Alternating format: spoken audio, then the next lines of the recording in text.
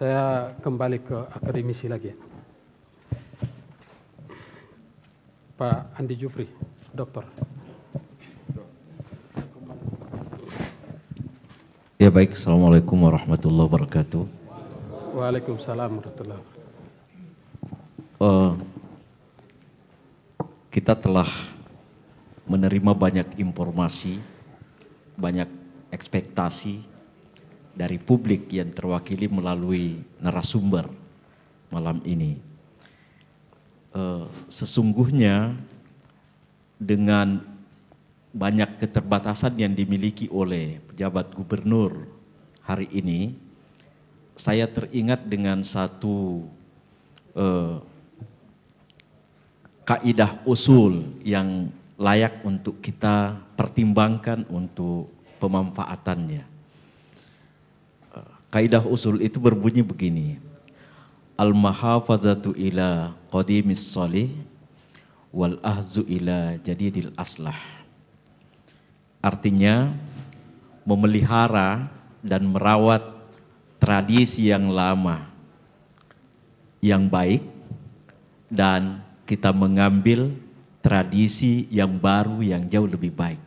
Kira-kira kondisi itu layak untuk Pak Pejabat Gubernur lakukan hari ini. Mengapa? Karena ada banyak batasan-batasan baik secara normatif maupun praksis yang membatasi Pak Gubernur untuk mengeksekusi hal-hal besar dalam rentang jabatan yang kira-kira hanya 2 tahun ke depan. Kemudian yang kedua, terkait dengan teori pembangunan, sungguhnya mungkin kita sedikit layak untuk mengingat ya terminologi pembangunan yang disampaikan oleh Nugroho dan Bapak Rohmin Dahuri. Beliau mendefinisikan begini, bahwa pembangunan itu adalah upaya terkoordinasi untuk menciptakan alternatif-alternatif yang lebih banyak dan sah untuk mencapai aspirasi masyarakat yang paling manusiawi. Dari terminologi ini, paling tidak ada 3 tema besar yang kemudian terkait dengan peran dan kewenangan Bapak Gubernur. Ya, yang pertama adalah terkait dengan tema koordinasi. Koordinasi ini penting dalam rangka proses perwujudan perencanaan yang baik. Ya. Kemudian yang kedua, lahirnya pencapaian alternatif yang lebih banyak dan sah. Itu kemudian negara harus hadir di bawah komando gubernur untuk bisa menyiapkan panggung yang efektif bagi terlaksananya aturan-aturan main secara wajar dan adil. Gitu. Kemudian yang terakhir adalah mencapai aspirasi yang paling manusiawi. Ini terkait dengan hak-hak publik sebenarnya. Nah, karena itulah terkait dengan 3 tema besar yang ada dalam istilah pembangunan itu, maka mari kita memotret sebenarnya capaian pembangunan di Gorontalo sampai di detik ini atau paling tidak sampai per 2021 itu seperti apa, supaya kita punya gambaran bahwa Pak Gubernur dalam sisa masa jabatan itu kemudian mau bikin apa. Yang paling layak untuk kita simak sebenarnya adalah data yang valid dari BPS, ya, dengan 5 indikator atau 6 indikator capaian pembangunan atau 6 indikator pengukuran pembangunan.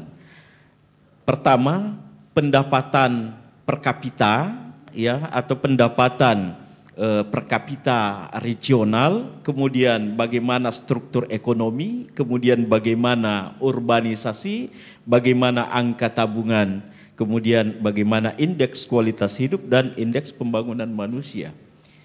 Dari catatan, ya saya tracking tadi di Google, ya catatan yang terkait dengan ini untuk Provinsi Gorontalo, bahwa PDRB Gorontalo itu per 2021 itu hanya tumbuh sekitar 2,41% dan dia ada di urutan ketiga dari total provinsi yang ada di Indonesia. Itu menunjukkan bahwa laju pertumbuhan ekonomi di Gorontalo ini sangat lambat dibanding provinsi-provinsi lain.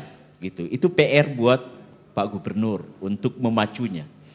Kemudian yang kedua adalah struktur ekonomi Provinsi Gorontalo ini hanya tumbuh ya kurang lebih 38,92% dan dia didukung oleh hanya sektor pertanian, perkebunan dan perikanan. Ya, selebihnya sektor jasa yang kecil-kecil itu. Nah, ini artinya apa? Ada PR besar untuk gubernur bagaimana menyiapkan infrastruktur perekonomian itu di sektor industri manufaktur di Gorontalo supaya proses urbannya itu kemudian hidup.